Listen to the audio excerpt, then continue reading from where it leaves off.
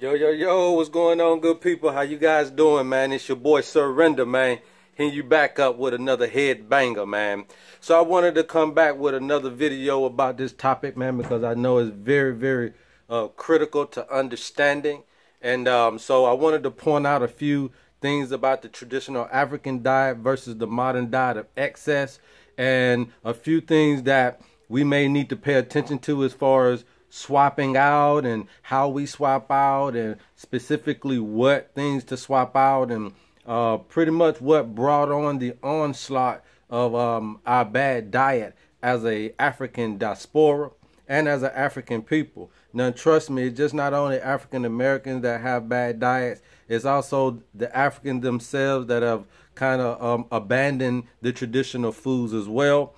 And so this is to encourage all of us to get back on our traditional foods, because food is medicine, and we can use food as medicine as well as we've been doing for thousands of years. All right, so I wanted to kind of point out to you guys a little few differences here.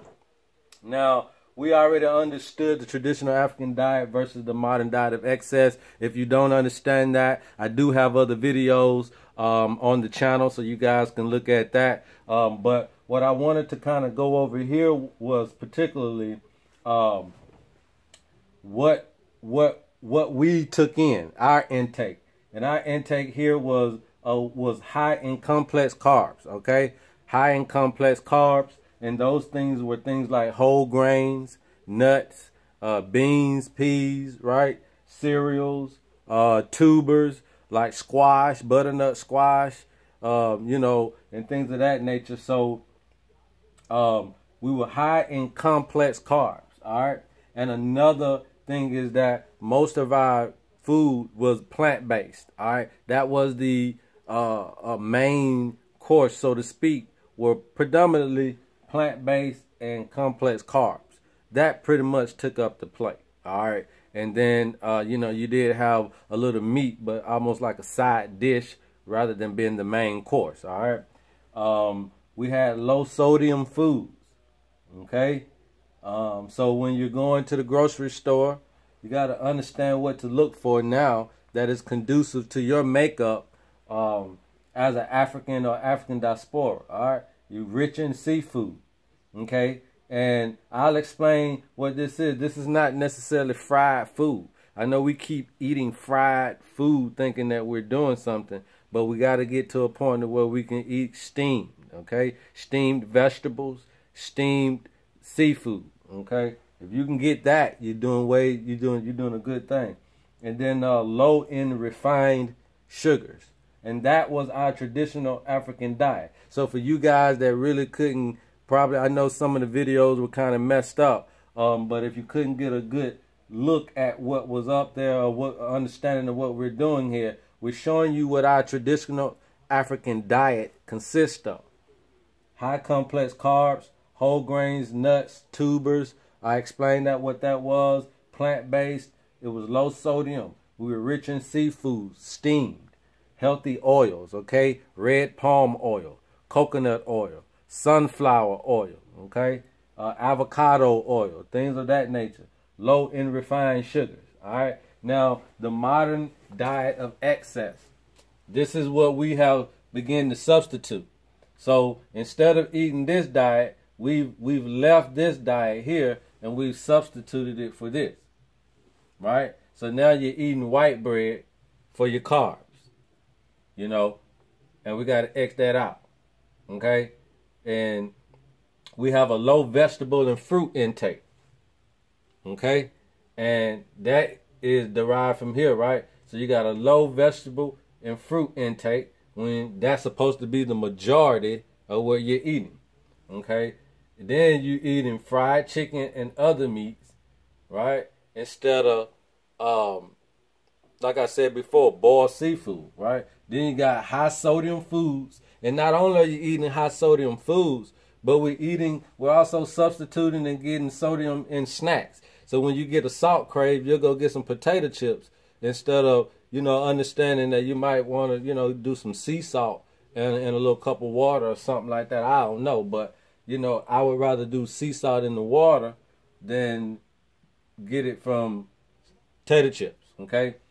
You're eating your fish fried, which is why I said before, when you're doing this fried fish and fried chicken, that's not necessarily the way we should be eating the chicken and the fish. All right? Bake the chicken, boil or steam fish, right? Or bake the fish. Bake or broil or steam the fish. Then you got sugar and baked desserts.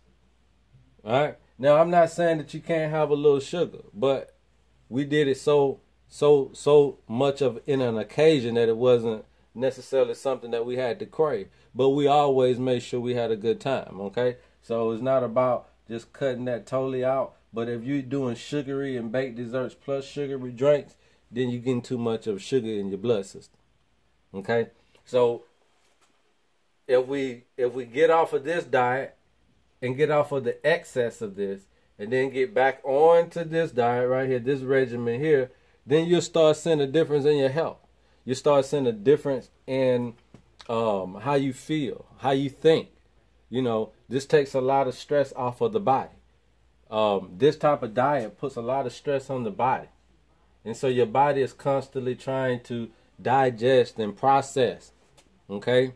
And not only that, then, of course, with stress added to this, when you add stress to this type of diet, oh my goodness, you're really now leading down a road of chronic disease. And again, that's why when we're on this diet here, especially as an African people in the African diaspora, when we adopt this type of diet, then that's why we are, leading in almost every category when you're talking about obesity, prostate cancer. Right